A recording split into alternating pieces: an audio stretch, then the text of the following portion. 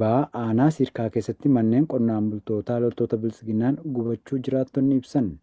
Gabaasa qindaa'eef Jaaleeran Gameessaa.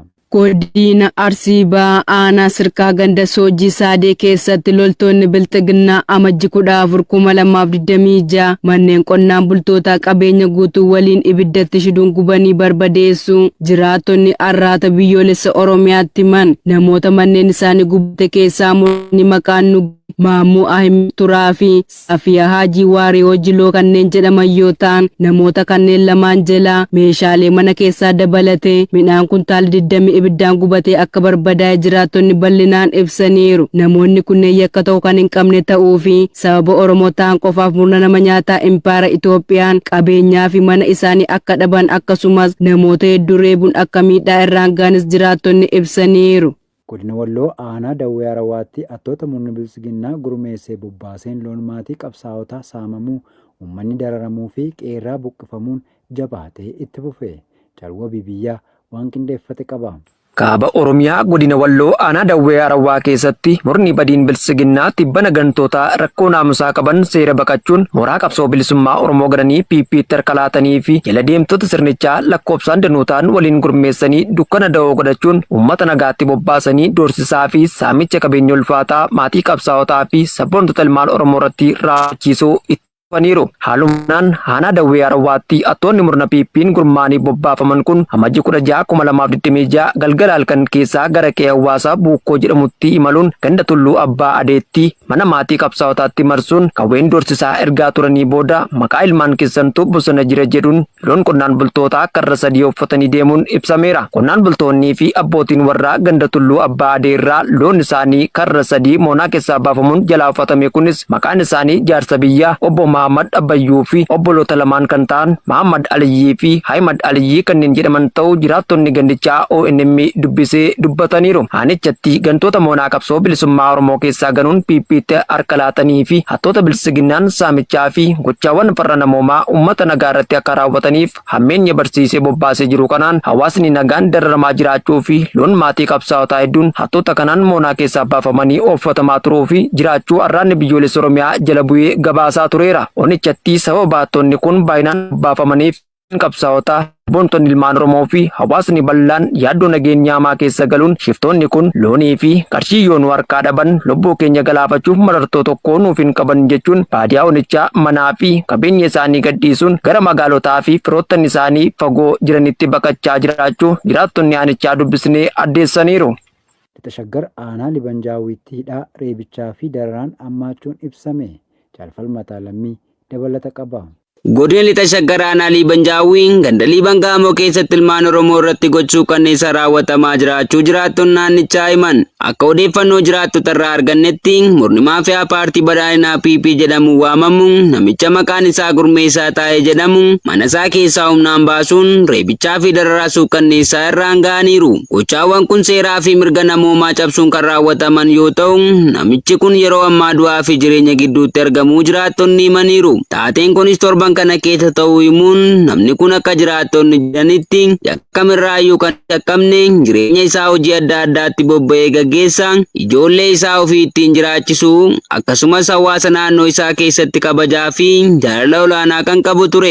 Jiraattonni naannichaa gochi akkanaa kun yakka hammaataa mirga namoomaa ta'uu ibsuun bulchiinsa aanichaa fi qaamolee dhimmi ilaallatu hundaaf komii isaanii dhiyeessanis deebii hin arganne. Dabalataanis sabni Oromoo waggoota dheeraaf cunqursaa fi hacuuccaa jala akka ture yaadachiisuun amma immoo tokkummaa fi wallageetti cimsachuun bilisummaa isaaf falmachuuf qophii ta'uu qofaatu rakkoo kana keessaa nu baasa jechuun yaada isaanii ibsaniiru. Godina Bahaa Harargee aanaa Arammayyaatti maqaa ilaalcha oboon uummanni saamamaa fi hidhamaa jiraachuun beekame. Guutuu gabaasa kanaaf Jaalamansiis Kaayyoo. Godina Bahaa Harargee aanaa Haramayyaa ganda duwwaa lama keessatti jiraatan maqaan isaa Muhammad Ahimad jedhamu maqaa deeggaraa waraana bilisummaa Oromooti jedhuun qabeenyi isaa akka jalaa saamame jiraattonni himaniiru. Odeeffannoon jiraattota irraa arganne akka ibsutti ijoolleen namicha kanaa kanneen maqaan isaanii Garsaa Muhammadii Faaraan Muhammad jedhaman hidhaatti darbamanii hanga ammaatti ji'a ja'a oliif rakkina hamaa keessa akka jiran ibsaniiru. Akka jiraattonni naannichaa ibsanitti qabeenya Muhammad Ahimad jalaa saamame keessaa maashinoota boolla bishaanii qotan 2, qortuu isaanii waliin televezyiinii LG inchii 32 tokko, baajaajii tokko akkasumas meeshaalee mana keessaa hedduu akka ta'an dubbataniiru. Kana malees maatii irrattis doorsisni jabaatee jiraachuu jiraattonni dabaluun addeessan. Peentaagoon loltoota 1,500 gara Minisootaatti bobba'uu akka danda'an qopheessaa jira jedhame. Dabalatasaaf Jaalbooree Addunyaa. Peentaagoon loltoonni gara 1,500 ta'an gara Mineesotaa bakka mormiin guddaan sochii mootummaa baqattoota biyyaa ari'uun mormuun itti ka'eetti bobba'uu danda'uuf akka qophaa'an ajaje jechuun miidiyaaleen Ameerikaa dilbata kaleessaa gabaasan. Raayyaan ittisa biyyaa kun jeequmsi kutaa kaabaa keessatti yoo ammaate taalee kanatti ajaja bobbaasuuf qophaa'u irratti kan kaa'e yoo ta'u qondaaltota ittisaa maqaan isaanii hin ibsamne wabeeffachuun isaan keessaa tokkollee gamuu fi dhiisuusni ifametti jechuun Washington Post gabaasee jira. White House ibsa poostiif kenneen Peentaagoon murtoo pirezidaantichi murteessuu fi dhiisuu danda'u kamiifiyyuu qophaa'uun waanuma barame ta'uu ibseera. Peentaagoonii fi White House gaaffii Rooyitersiif yaada akka kennan gaafataniif atattamaan deebii hin kennine. Pirezidaantiin Doonaald Tiraamp kamisa darbee erga qondaaltonni kutaa biyyattii mormitoota qondaaltota immigireeshinii irratti xiyyeeffachuu irraa yoo hin dhaabne seera fincilaatti fayyadamuun humna waraanaa akka bobbaasan doorsanii. Namoonni siyaasaa malaammaltoonni Mineesotaa seeraaf hin ajajamne ogeeyyiin jeequmsaa kaasanii fi finciltoonni goota ICE kanneen hojii isaanii qofa hojjechuuf yaalan irratti akka hin duulle yoo hin dhaabne ani seera fincilaa nan hundeessa jechuun Tiraamp waltajjii isaanii Truth Social irratti maxxansaniiru. Godina Lixa Harargee aanaa Daaroo Labuutti waraanni maafiyaa PP maqaa garaagaraan saamicha jabeessuun ibsame. Jaalkennaa sabaa waan qindeeffate qaba. Godina Lixa Harargee aanaa Daaroo Labuu Araddaa Gurraaqsaa keessatti hidhattoonni faashistii PP maqaa gibraa fi inshuraansii jedhuun uummata harka qalleeyyii irraa maallaqa saamaa jiraachuun himameera. Akka jiraattonni ibsanitti hidhattoonni kunneen namoota maallaqa gaafatan kaffaluu dadhaban irratti doorsisaa fi humnaan tarkaanfii fudhachaa jiru. Haala kanaan gaafa amajjii 2026 obboloota 2 kanneen maqaan isaanii Sinaaf Jibriilii fi Asaduu Jibriilii jedhaman sababa maallaqa isaan irraa gaafatame kaffaluu dadhabaniif hidhatti darbatamaniiru. Kana malees namni maqaan isaa Fu'aadoo Sheek Bayyaan jedhamu hidhattoota sirnichaan akka malee reebamee achi booda mana hidhaatti darbatamuu isaa jiraattonni himaniiru. Reebichi hammaachuu irraan kan ka'e dhukkubni itti cimee waan tureef halkan 2 waajjira poolisii keessatti erga tursiifamee booda gadi lakkifamuu dabaluun ibsaniiru. Uummanni naannoo sanaa rakkoon akkasii namoota baay'ee ragaa jiraachuu himuun yaaddoo guddaa keessa jiraachuus dubbachaa jiru. Lixa Wallaggaa aanaa Manasibuu bulchiinsa magaalaa Mandiitti barataan kutaa 12ffaa tokko loltoota faashistii PP'n ajjeefamuun ibsame. Jaalfalmataa Lammii dabalata qaba. Godina Lixa Wallaggaa aanaa Manasibuu bulchiinsa magaalaa Mandiitti barataa Misgaanaa Eebbisaa Baaruudii humnoota waraana Bilchiginnaan ajjeefamuun sirni awwaalcha isaa kaleessa Majjii 18 2026 raawwatamuun ibsame. Misgaanaan dhalataa godina Lixa Wallaggaa aanaa Manasibuu ganda Toggira Roogombii ta'ee humnoota waraana faashistii Bilchiginnaan ajjeefamuun isaa hawaasa Oromoo biratti yaaddoo fi gadda guddaa uumeera. Misgaanaan Eebbisaa yeroo ammaa barnoota isaa itti fufsiisuuf magaalaa Mandii naannoo dachaa palaa jiraachaa ture. Akkuma odeeffannoon argametti dargaggoon kun sanbata darbe galgala sa'a 2 hanga sa'a 3 gidduutti humnoota hidhatanii mootummaa Bilchiginnaan bakka qubsuma isaanii irraa sochii taasisaniin ajjeefame. Ajjeechaan suukanneessaan kun sababa waraana bilisummaa Oromoo feeruu laatta jedhuun raawwatamuu kan himan maatii isaa, firoottan, hiriyootaa fi hawaasa naannoo sana keessaa gadda guddaa fi aarii hammaataa uumeera.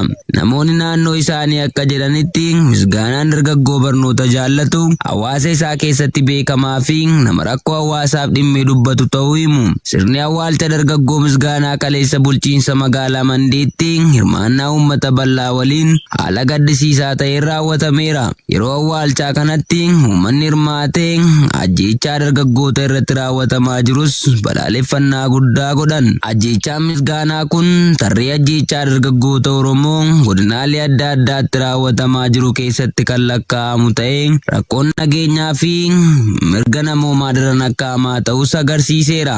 Godina Arsii Bahaa aanaa Sirkaa keessatti loltoonni Bilchiginnaa hawaasa mooraa waraanaatti guuraa jiraachuu fi aanaa Collee keessatti dargaggoo tokko ajjeesuun dhaga'ame. Jaal yaadannoo Oromiyaa waan qindeeffate qaba. Godina Arsii Bahaa aanaa Sirkaa ganda Elellee Walaanaa jedhamutti gaafa amajjii 16 2026 loltoonni bilisiginnaa manneen qonnaan bultootaa irra deemuun namoota hedduu reebanii qabeenya saamaa turuu fi jiraattota hedduu sukkaamsanii mooraa waraanaa Ciisaa jedhamutti darbachuun hiraarsaa jiraachuu jiraattonni irraata biyyoolessa Oromiyaatti himaniiru.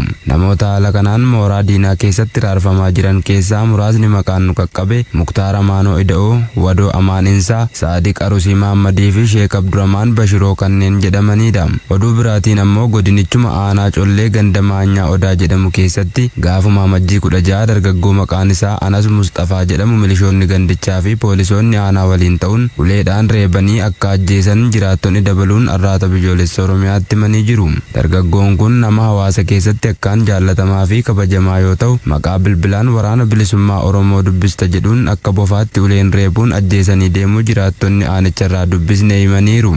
Akkasumas namoota hedduu magaalicha keessaa fi ganda irraa walitti guuruun mana hidhaatti geessanii raarsaa akka jiranii fi aanichatti saamichis daran hammaatee kan jiru ta'uu jiraattonni itti dabaluun eeraniiru. Godina Walloo aanaa Baateetti hidhattoota koloneel Abiy Ahimadiin qonnaan bulaan abbaa maatii tokko haala suukanneessaan ajjeefamuun manni isaas gubachuun barbadaa'e. Bal'inni gabaasa kanaa akka itti aanutti isiniif dhiyaata. Godina Walloo aanaa Baateetti hidhattoonni sirnichaa raayyaa ittisa impaayirettii fi milishoota jechuun of waaman garfa gara ganda Hiddii jedhamutti kaleessa amajjii 18 2026 ganama barii barraaqaan bobba'uun mana qonnaan bulaa fi abbaa maatii nama maqaan isaa Obbo Sayyoo Idrisuu jedhamutti marsanii harka kennadhu ittiin jechuun badii tokko malee osoo inni mana isaa keessa jiru dhukaasa irratti bananii boombiin illee osoo hin hafne itti darbachuun bifa suukanneessaa ta'een mana isaa keessatti ajjeesuu fi boombiin mana isaa gubanii barbadeessuu jiraattonni ONM'if eeran. Qonnaan bulaan abbaa maatii gara jabeeyyii murna gabroonfataa Piippiin bifa dubbachuuf namatti hin tolleen mana isaa keessattii fi fuula maatii isaa duratti ajjeefamee manni isaas gubate kun yakka dalage qabaate osoo hin taane sababni ajjeechaa isaa nama dhuunfaa Muhammad Sayyidii jedhamuun baatilee darban dura wal dhabuun namni isaan wal dhabe kun haaloo baachuuf jecha milishaa sirnichaatti kan dabalame hoggaa ta'u erga milishaa sirnichaa ta'e ammoo wal dhibdee qonnaan bulaa kana waliin dura qaban sobee gara siyaasaatti geeffachuun loltoota faashistii PP waliin ta'ee abbaa maatii kanaa yeroo dheeraaf adamsaa turuun isaa ibsameera. Amajjii 18 2026 ganama wayitaa abbaa maatii kana ajjeesuuf deeman milishaan sirnichaa kun loltoota raayyaa ittisa impaayirettii jedhamanii fi milishoota PP danuu qabachuun